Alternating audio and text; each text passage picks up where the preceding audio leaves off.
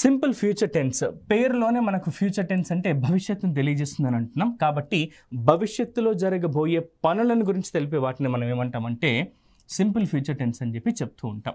So ఈ simple future tense కంటే ముందు మనం ఏం చేద్దామంటే simple present tense, simple past tense యొక్క స్ట్రక్చర్స్ని చూద్దాం. సింపుల్ ప్రెజెంట్ టెన్స్ని ఎందుకు ఉపయోగిస్తున్నాం మనము? ఎప్పుడైనా సరే రోజువారీ జీవితంలో, నిత్య జీవితంలో మనం చేసే పనులు, హ్యాబిచువల్ యాక్షన్స్ ఏవైతే ఉంటాయో వాటిని చెప్పడానికి మనం ఈ సింపుల్ ప్రెజెంట్ టెన్స్ని యూస్ చేస్తున్నాం. ఆ తర్వాత సింపుల్ ప్రెజెంట్ టెన్స్ యొక్క స్ట్రక్చర్ని ఇప్పుడు మనం చూద్దాం. సింపుల్ ప్రెజెంట్ టెన్స్లో స్ట్రక్చర్ ఏంటి అని అంటే సబ్జెక్ట్ ప్లస్ ఇవి పనుల గురించి తెలుపుతున్నాయి కాబట్టి డూ లేదా డస్ అని చెప్పి V1 ప్లస్ ఆబ్జెక్ట్ అనేది దీని యొక్క స్ట్రక్చర్.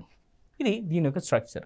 ఇక్కడ సింపుల్ పాస్ట్ టెన్స్ అంటే ఏంటో ఒకసారి మనం చూద్దాం. సింపుల్ పాస్ట్ టెన్స్ అంటే ఏంటి అని అంటే గతంలో ప్రారంభించబడి పూర్తి చేయబడినటువంటి పనులు ఏవైతే ఉంటాయో వాటిని చెప్పడానికి మనం సింపుల్ పాస్ట్ టెన్స్ని యూస్ చేస్తాం.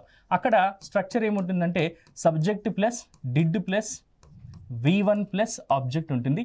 దీన్నే మనము సబ్జెక్ట్ ప్లస్ V2 ప్లస్ ఆబ్జెక్ట్గా కూడా మనం రాయవచ్చు. ఇక్కడ ఒక చిన్న విషయం చెప్తాను. నేను ఆల్రెడీ గత సెషన్స్లో కూడా మనం చెప్పుకుంటూనే ఉన్నాము.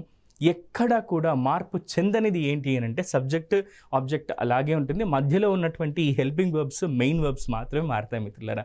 అదొక్కటి మనం బాగా గుర్తుంచుకుంటే ఈ టెన్సెస్ అనే కాన్సెప్ట్ చాలా ఈజీగా నేర్చుకోవచ్చు.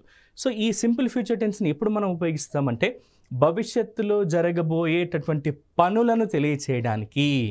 గుర్తుపెట్టుకోండి, భవిష్యత్తులో జరగబోయేటటువంటి పనుల్ని తెలియచేయడానికి. పనులు అంటున్నాం కదా, అందుకే మనకి ఇక్కడ డూ డస్ ఎలా అయితే ఉపయోగపడ్డాయో ఇక్కడ కూడా మనకి విల్ అండ్ షెల్ అనేవి ఫ్యూచర్ని రిప్రజెంట్ చేస్తాయి కాబట్టి వీటిని మనం ఉపయోగిస్తాం.